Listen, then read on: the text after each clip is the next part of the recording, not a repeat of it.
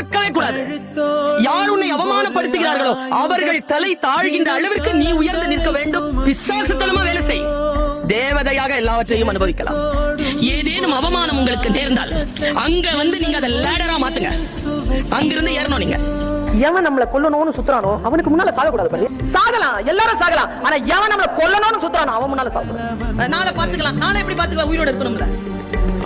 இருந்தாலும் அந்த மைண்ட் வரணும்ல, அந்த எனர்ஜி வரும். அந்த ஸ்பாட்ல அந்த நிமிடத்துல ஜெயிக்கணும். அதுக்கு பேர் தான் ஜெயிக்கிறது. அம்மா சொல்லுவாங்க, காட்டு வழியா போறியா, பூவையோ கனியையோ பாக்குறியா, அறுத்துரு, திரும்பி வரும்போது பாத்துக்கலாம் அப்படி விடாத. வாழ்க்கையும் அப்படித்தான்.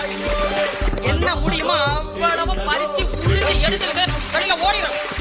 நாலேஜ் அப்படி வாங்கிட்டு போய்கிட்டே. எத்தனை பேர் தோல்வி அடைந்திருக்கிறீர்கள் நாளை என்று தள்ளி போட்டுட்டு? ஜெயிக்கிறவங்களுக்கு உங்களுக்கும் இருக்கக்கூடிய ஒரே வித்தியாசம், காலத்தால் அவன் பயிர் செய்தான், நீ காலத்தை கைவிட்டு விட்டு பிறகு பார்த்துக் கொள்ளலாம் என்று இருந்தாய். வாழ்க்கையின் உயிரோடு இருக்கக்கூடிய வினாடிகளே